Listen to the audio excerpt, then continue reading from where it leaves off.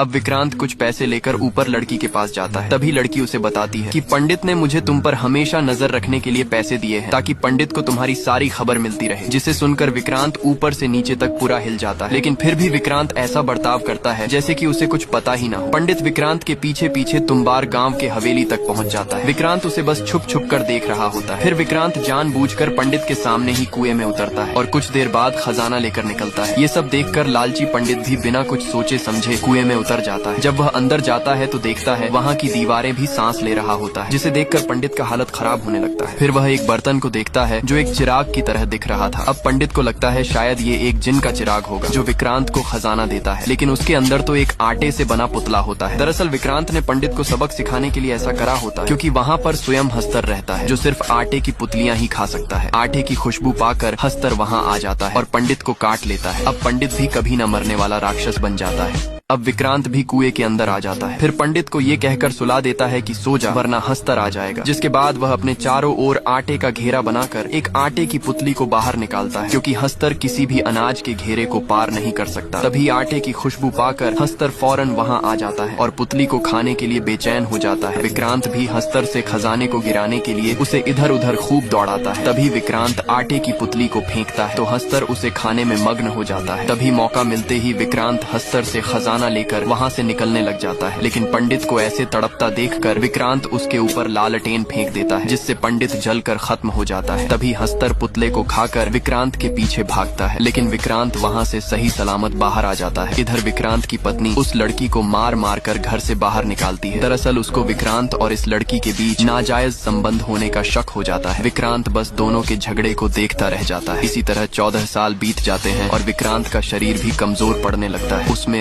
अब विक्रांत का बेटा पांडुरंग तुम्बार से खजाना लाने का अभ्यास कर रहा होता है, लेकिन बचपन से ही उसका एक पैर टेढ़ा होता है, इसलिए विक्रांत को उससे कुछ ज्यादा उम्मीद नहीं थी। रात में पांडुरंग विक्रांत से अपने अभ्यास के बारे में बात करता है, पर विक्रांत को कुछ फर्क नहीं पड़ता। फिर वह दिन आ ही जाता है जब विक्रांत पांडुरंग को तुम्बार ले जाने की बात करता है। पांडुरंग तुम्बार जाने के लिए बहुत उत्सुक होता है। अगले दिन विक्रांत की पत्नी आटा पीस कर तैयार करती है। फिर वे दोनों तुम्बार के सफर पर निकल जाते हैं। रास्ते में पांडुरंग विक्रांत से पूछता है आखिर तुम्बार में किया है। तब विक्रांत जवाब देता है वहाँ पर एक ऐसा शैतान है जो अगर किसी को छू ले तो वह इंसान अमर हो जाता है, पर उसकी हालत बद से बदतर हो जाती है। उसका 2 ही काम होता है, खाना और सोना। विक्रांत पांडुरंग को हस्तर की पूरी कहानी सुनाता है और फिर तुम्बार आकर सबसे पहले विक्रांत पांडुरंग को आटे की पुतली बनाना सिखाता है। पुतली बन जाने के बाद विक्रांत उसे फेंक कर पांडुरंग से कहता है आज सिर्फ हम लोग अभ्यास के लिए आए हैं। फिर वे दोनों कुएं के अंदर चले जाते हैं। पांडुरंग उस पंडित के लाश को देखकर चौंक जाता है और विक्रांत से कहता है हस्तर कब आएगा। तो विक्रांत उसे बताता है हस्तर सिर्फ आटे की पुतली खाने आता है। विक्रांत कहता है आटे के पुतले की खुशबू से हस्तर आ जाता है, इसलिए मैंने पुतले को बाहर ही फेंक दिया था। तब पांडुरंग घबराकर कहता है पर मैंने तो ले आया। आटे की खुशबू पाकर फौरन हस्तर आ जाता है और पुतले को लेकर खाने लग जाता है। मौका मिलते ही पांडुरंग हस्तर से खजाना लूट लेता है। पांडुरंग ने बचपन से ही इसकी खूब अभ्यास किया होता है। इधर विक्रांत पांडुरंग को छोड़कर ही कुएं से निकलने लगता है। फिर पांडुरंग भी किसी तरह वहाँ से बचकर निकल जाता है। बाहर आकर विक्रांत पांडुरंग पर बहुत चिल्लाता है, लेकिन लालची विक्रांत खजाना देखकर सब कुछ भूल जाता है। जिसके बाद वे दोनों घर के लिए रवाना हो जाते हैं। पांडुरंग जैसे ही घर वापस आता है उसकी माँ उससे पूछती है तुम्बार में आखिर है क्या। तब पांडुरंग जवाब देता है ये मेरी और बाबा के बीच की बात है, मैं आपको नहीं बता सकता। दरअसल विक्रांत की पत्नी को तुम्बार में क्या है कुछ पता ही नहीं होता है और न ही विक्रांत उन्हें कभी कुछ बताता है। इधर 1997 का दौर चल रहा होता है जब देश आजाद हो गया था। अब विक्रांत को पता चलता है कि उसकी तुम्बार वाली हवेली भारत सरकार की हो गई है क्योंकि उसने कभी हवेली को अपने नाम पर रजिस्ट्री नहीं की होती है। अब विक्रांत को पता चलता है कि उसकी तुम्बार वाली हवेली भारत सरकार की हो चुकी है। इधर पांडुरंग अपने बाबा के रखैल के पास जाकर उससे कहता है मेरे बाबा तुम्हारे साथ रहता है ना, अब से मैं भी रहूंगा और बड़ा होकर तुमसे ही शादी करूंगा। तब लड़की जवाब देती है ये तू क्या अनाप शनाप बके जा रहा है। फिर लड़की पांडुरंग के पास जाकर उससे स्वर्ण मुद्रा लेती है। इधर हवेली हाथ से जाने की बात सुनकर विक्रांत सदमे में होता है और पांडुरंग को आज तक की जमा की हुई खजाने को दिखाता है, जिसे देखकर पांडुरंग कहता है इससे तो हमारी जिंदगी आराम से कट जाएगी। तभी विक्रांत को अपने आई की याद आ जाती है और उनसे की हुई वादा भी जो विक्रांत अपने लालच के चलते निभा ना सका। फिर जब विक्रांत को पांडुरंग की हरकत के बारे में पता चलता है तो विक्रांत पांडुरंग की खूब धुलाई करता है क्योंकि विक्रांत हमेशा से ही बहुत स्वार्थी होता है। उसका एक भी मुद्रा अगर कोई ले ले तो उसे हरगिज मंजूर नहीं। पांडुरंग मार खाते खाते अपने बाबा से कहता है मेरे पास एक तरकीब है जिससे हम एक ही बार में खजाने का ढेर लगा देंगे। बस हमें आटे की एक पुतले की जगह बहुत सारी पुतलियों को लेकर जाना है। हस्तर एक पुतली खाएगा तो हम दूसरी फेंक देंगे, जिससे हमें खजाना लूटने में और वक्त मिल जाएगा।